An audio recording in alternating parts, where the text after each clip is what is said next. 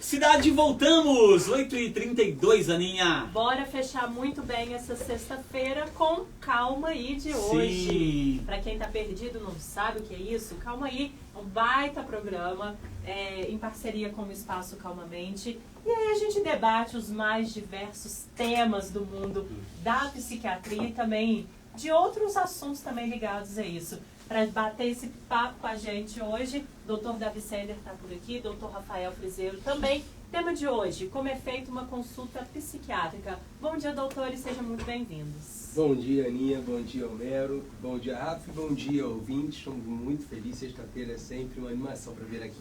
Isso aí. Eu adoro.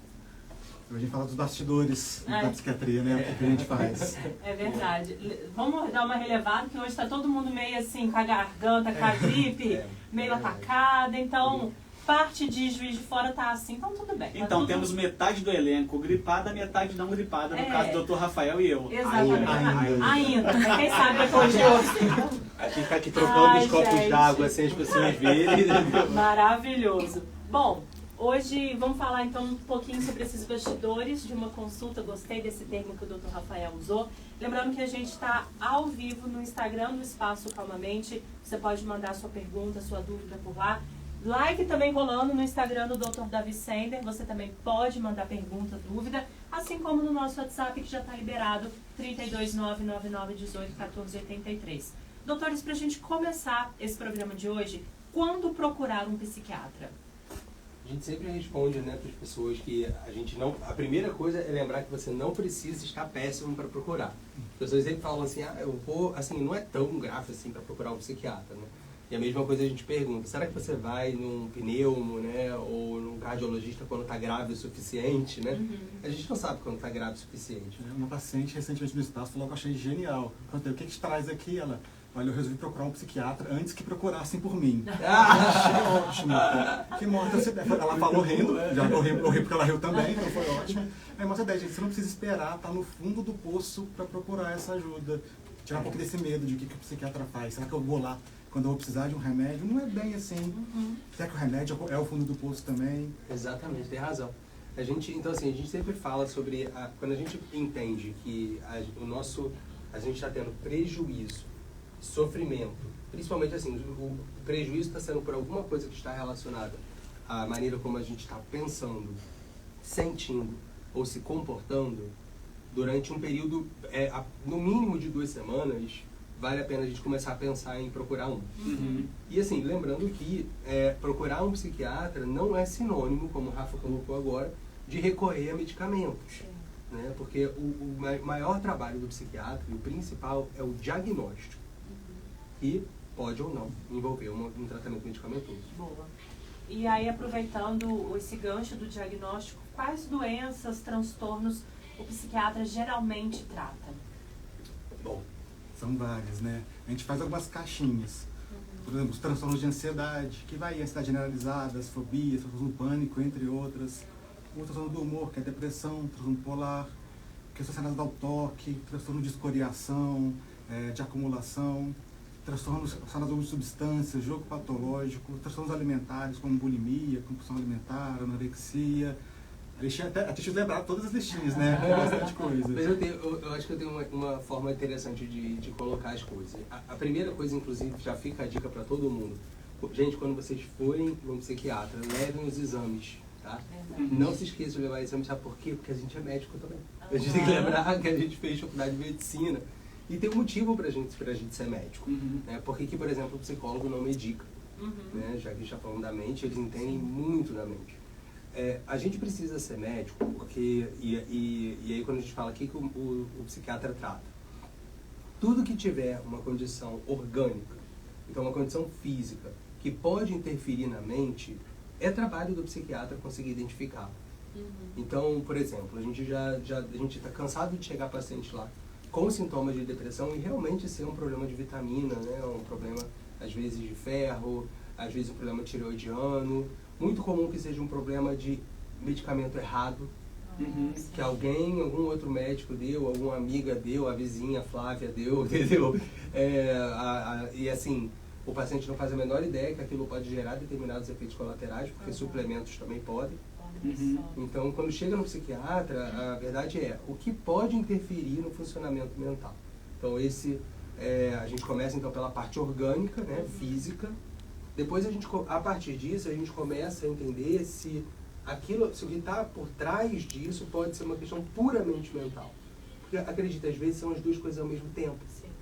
Um exemplo que a gente pode dar, paciente com dor crônica, que é uma coisa que lá no Espaço Calmante a gente trata muito. O paciente, vamos dizer, ele tem um problema de hérnia de disco e assim, a dor que aquilo ali gera para ele gera uma disfunção. Então, por exemplo, eu tenho um paciente meu que eu adoro, ele é tatuador e tem uma hérnia de disco muito importante na cervical. Gente, a postura, né, do tatuador faz com que ele, assim, ele vai precisar daquele, enfim, ele não tem como trabalhar em outra postura. Sim. Né? Não sei quem botasse para cima, assim, a pessoa, né? Então você não pode botar de Leonardo, o Michelangelo, né? Botar para cima, né? E, então, assim, dor aumenta as mesmas substâncias citocinas que a gente chama no sangue, que é a depressão. Então, assim, tratar a dor, identificar que a dor ali está aumentando o risco dessa pessoa deprimir, é muito importante. Ao mesmo tempo, a depressão também aumenta a dor. Então, é nosso trabalho conseguir identificar o que é ovo e galinha, ou se é o ovo e galinha junto. Sim. Porque pode acontecer. Boa. E aí, como que a gente pode encontrar um bom psiquiatra? Vai muito assim de bater um jeito com o outro? Vamos por indicação? Vamos direto no Espaço Calmamente? Como que é? A gente não pode fazer jabá, Rafa. Mas é uma pergunta não muito simples de responder, mas tem várias maneiras. Se você tem um profissional de confiança, que seja bom, geralmente bons profissionais indicam bons profissionais. Então, se um psicólogo tem um psiquiatra que tem confiança, se o seu ginecologista tem alguém que ele confie, em geral, os bons se indicam, conhecem a rede maior. É importante pesquisar a formação dessa pessoa também. Existem muitas falsas formações, falsos títulos. A pessoa tem que ser honesta em dizer o que ela é especialista. Ela pode tratar uma área sem ser da área, mas ela não pode se dizer especialista daquela área sem ser. Isso vale para todas as especialidades, gente. Isso não é só... Aliás, psiquiatra, até um adendo, né? Psiquiatra nem é o que mais tem.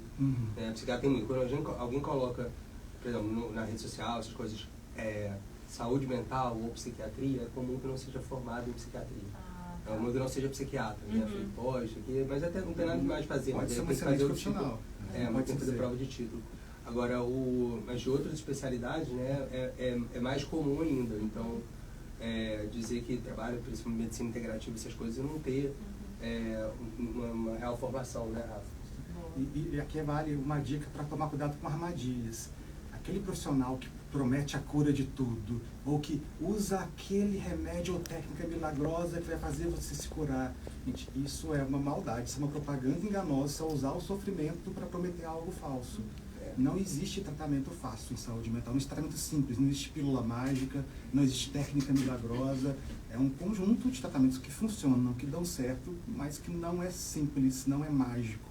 Então cuidado com um milagre demais.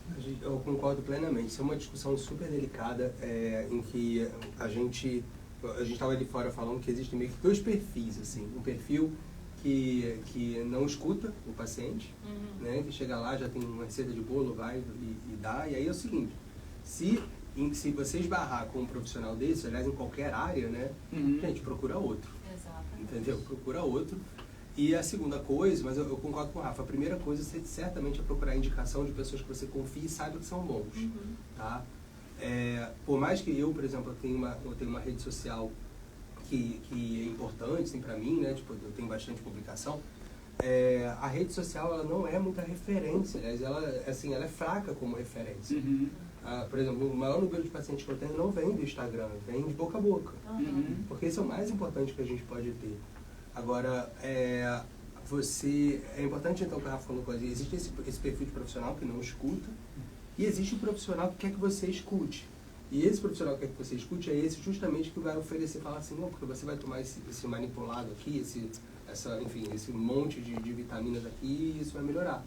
E não existe, infelizmente, assim, para os transtornos psiquiátricos, não existe uma vitamina, nenhuma evidência científica de que essas vitaminas, por exemplo, podem dar qualquer tipo de benefício real. Então, A gente suplementa algumas vitaminas quando estão em falta, quando estão no nível inadequado, em casos específicos. Mas fórmulas milagrosas de 7, às vezes 20 itens que vai eu sempre confesso que eu tenho um pouco de medo com alguns termos, né, quando a gente vai falar de médicos, né? Então, assim, existem alguns termos que falam, assim, que é difícil falar ao vivo, mas, assim, que são típicos de médicos que fazem exatamente isso que a gente está falando em termos de nutrientes, essas coisas.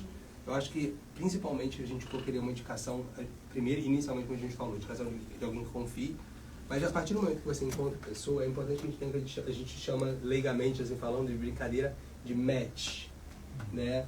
Assim, acho que quase nenhum de nós aqui é da época do Tinder, pelo menos estava solteiro na época, mas assim, eu realmente não estava, né?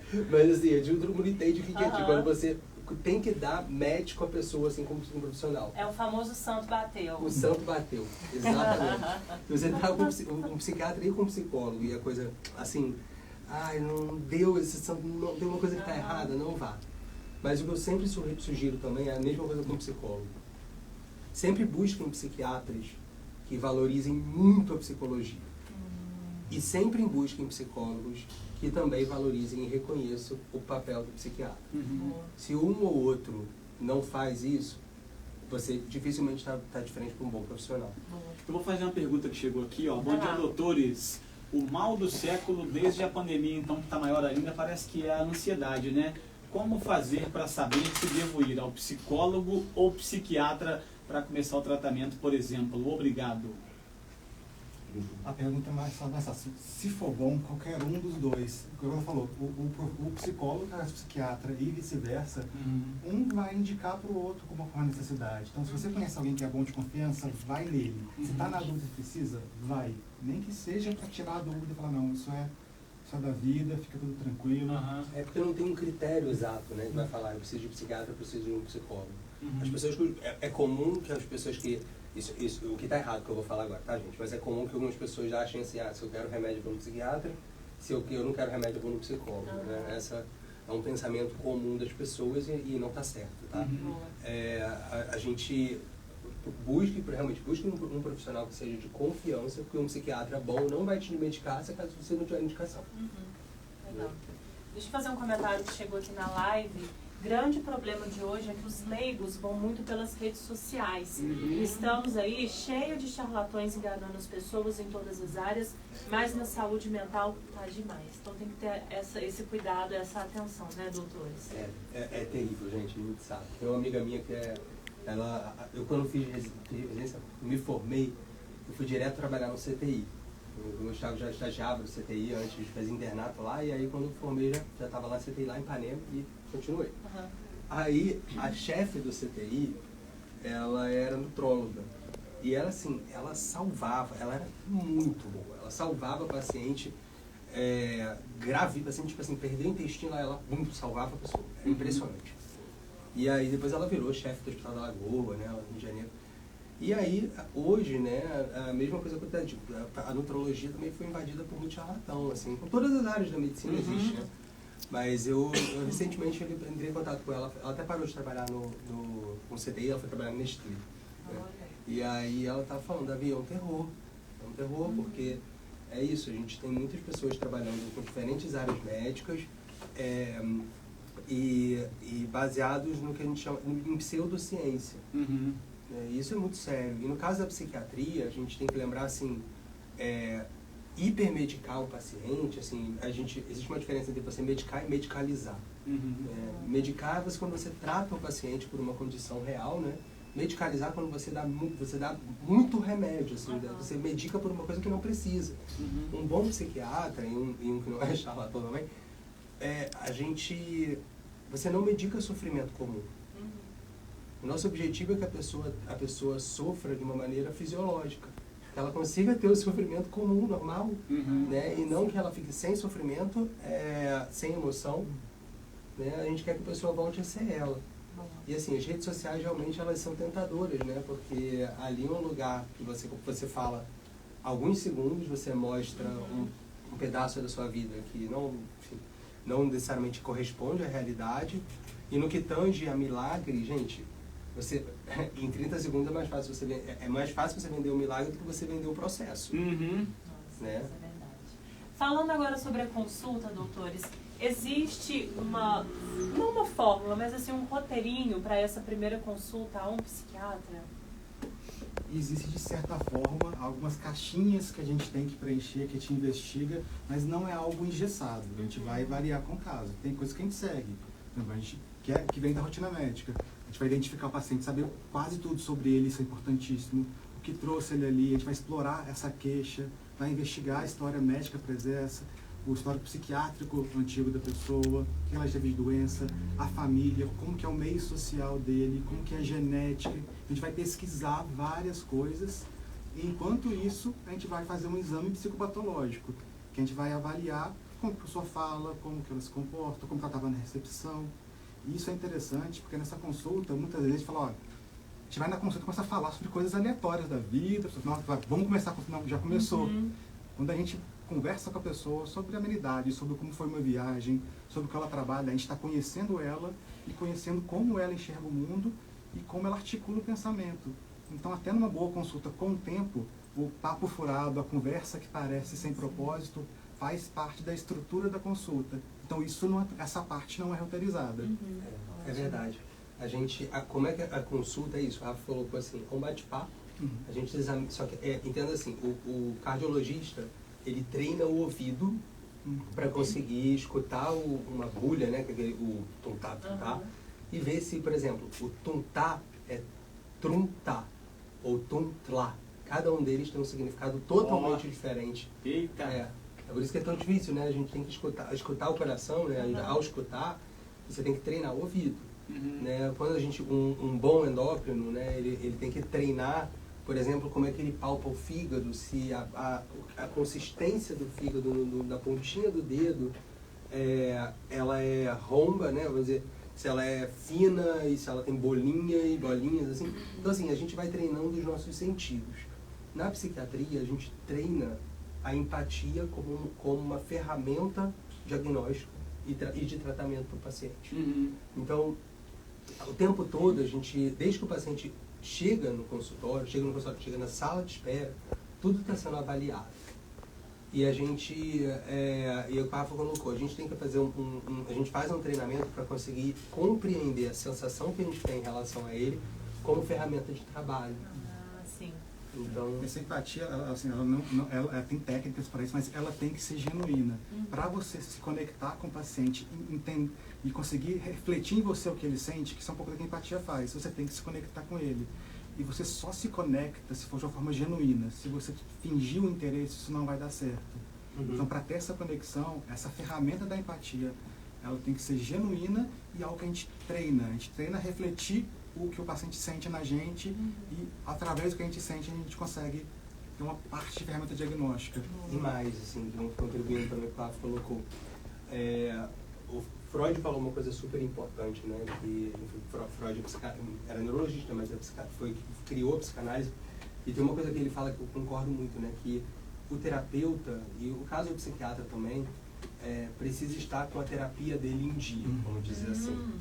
Porque se a gente está usando as nossas sensações em relação a alguém, né, em relação ao que ele está falando ali, por exemplo, para fazer um diagnóstico, se eu não estiver em dia com as minhas questões, eu posso facilmente projetar as minhas nele. Então, é muito importante também para o próprio psiquiatra que faça terapia, né, para conseguir justamente fazer essa limpeza, né, das próprias questões. É uma coisa que a gente sempre fala, né? Que terapia é bom para todo mundo, né? Principalmente, então, para um psiquiatra, digamos assim, né, doutores? Tem pergunta aí, Homero? Tem mais uma aqui, ó. Bom dia, doutores. Bom dia a todos. Não sei se minha pergunta cabe no tema de hoje, mas estou ouvindo o programa e adorando. Paciente com demência, o cuidador também precisa de ajuda? Obrigado. Sim, com certeza. Se não precisa agora, vai precisar depois, então já é melhor ter o cuidado agora. Porque é extremamente desgastante para o cuidador esse cuidado. A pessoa geralmente abre mão de parte da vida para cuidar. Existem até locais de tratamento de demência que tem um ambulatório para o cuidador. Vamos encaminhar a rede de cuidado do cuidador para que ele consiga cuidar. É como uma mãe, para cuidar do filho, ela tem que ter uma rede de cuidados para ela. senão ela não vai dar conta da função dela de mãe. O cuidador também precisa de cuidados. Sempre precisa. E se a pessoa está se referindo ao cuidador como familiar, mais de 50% dos cônjuges de alguém com Alzheimer vão adoecer. Mais de 50%. Então, sempre vão ter. Boa. Puxando um pouquinho desse gancho, gente, existe plantão de psiquiatria? O que fazer aí num momento de desespero? Dentro do plantão ou fora dele? Porque nós hoje já trabalhamos, né? O Marcelo também, que não está aqui hoje, a gente trabalhava em um hospital psiquiátrico. Eu trabalhei no Rio, no Pinel. Gente, Pinel foi uma pessoa, tá? Felipe Pinel, que inventou, criou a psiquiatria em tese. Porque lá no Rio eles achavam que Pinel significa louco. Sabia? Aqui eu também. pensei nisso também. Da Pinel, só que assim, uma gíria antiga. Uma gíria antiga. Eu não sabia. Quando eu falei a primeira vez, sabe porque eu trabalho lá no Pinel? Aí a pessoa, começaram a rir. Falei assim, por que vocês estão rindo? Aí eles achavam que eu estava meio que zoando o hospital. Mas não, é o hospital psiquiátrico Felipe Pinel. É um municipal, Felipe Pinel. Mas não, eu não fiz residência, eu fiz residência na FRJ, mas lá tinha uma emergência psiquiátrica que era lá. Olha, geralmente a emergência psiquiátrica a gente recebe pacientes, obviamente pacientes em crise, né? O que mais chega pra gente lá são pacientes, o que a gente fala de psicóticos, né? Psicose, né? O paciente rompeu o centro de realidade. Geralmente o que leva o paciente à internação é quando ele está oferecendo um risco para si ou para terceiros. Né? Então é isso que, em geral, é isso que determina uma internação psiquiátrica. E é importante aqui a gente colocar o papel das duas coisas. Consultório é uma coisa e a internação é outra. Eu falo isso porque é muito comum na saúde em geral para se confundir as coisas. Sabe? Olha, eu vou na emergência porque lá eu consigo no dia, eu espero ali um pouquinho mais atender. Mas não é. Isso que a gente falou da consulta, com o tempo, conhecendo, na emergência não é assim. Na emergência você vai apagar o incêndio e encaminhar para o tratamento. Não substitui o acompanhamento. E ainda você sobrecarrega a emergência com coisa que deveria esperar. E a pessoa que está em crise, às vezes, é demorada a ser atendida porque a emergência está cheia com coisas que deveriam estar no consultório. Então, aqui em Juiz de Fora, a gente tem locais para isso, tanto na saúde pública quanto privada. Não sei se eu cabe aqui falar os locais que tem em Juiz de Fora, mas de pesquisa é fácil achar. Mas a emergência é o local para emergência. Você vai no plantão clínico quando você está precisando agora. Então as duas coisas são diferentes. Ótimo. Para a gente encerrar o programa de hoje, queria fazer uma dúvida que chegou pelo Instagram durante essa semana, do Eduardo. Como combater a ansiedade quando ela sobe na cabeça? Boa pergunta, né? A gente tem tanto a se falar disso. Provavelmente ele está falando do quadro realmente de crise, né? Porque existem vários tipos de ansiedade. O Rafa está falando que são caixinhas, né? Os transtornos de ansiedade é um grande guarda-chuva. Então, assim, o cabo do guarda-chuva, que é o núcleo de todos os transtornos de ansiedade, envolve medo ou ansiedade e preocupação excessiva. Né? E essa ansiedade ou medo tem que ser desproporcional às situações, né? Tem que ser muito intenso. Ele tem que durar mais tempo do que o normal, enfim, gerar prejuízo e sofrimento para a pessoa. Quando uma pessoa tem crise de ansiedade propriamente dita, significa que ela já não está tratando, né, gente? Então, assim, naquele momento da crise em si, assim que ela melhorar, a pessoa tem que entrar em tratamento. Não adianta a pessoa ter uma crise de ansiedade e depois falar, melhorei, agora eu vou para casa e acabou. Tá? Então, já fica a dica de que se você está tendo crise de ansiedade, por favor, busque um psiquiatra. Tá? Mas, existem várias técnicas para conseguir melhorar. A primeira coisa que eu sempre recomendo e assim, não vi ainda o Divertidamente 2, tá? Alguém aqui já viu? Não, também não. Cara, tô doido pra ver. Mas é porque aparentemente tem, né? A ansiedade aparece lá, né? E é nova, É uma nova, né? Uma nova emoção. Mas é porque, eu imagino que inclusive devem dar dicas lá, né? Realmente, como é que lida com ela. Mas porque a ansiedade, ela é muito útil. Então, ela realmente é uma emoção super importante, tal como a tristeza é no primeiro filme. Então, se a ansiedade, uma das coisas que a gente mais vê hoje em dia, no consultório, fora dele, são as pessoas patologizando a ansiedade. Do tipo, ansioso. Se isso aqui está ruim para mim, logo isso é um problema. E muitas vezes é essa ansiedade negativa, ou seja, que gera sofrimento, é o que faz você se mover para, por exemplo, entregar um trabalho na hora certa. É o que faz você se mover para você pegar o seu filho na escola e assim, não deixar ele esperando ou não faltar o evento dele. Então, assim, a ansiedade, ela é um sinalizador, ela é importante. Agora, se isso está, novamente, muito intenso, existem técnicas de respiração que funcionam, tá? Vou falar uma coisa que vai parecer brincadeira, mas juro pra vocês que não é. Banho de água fria. Juro pra vocês que funciona também.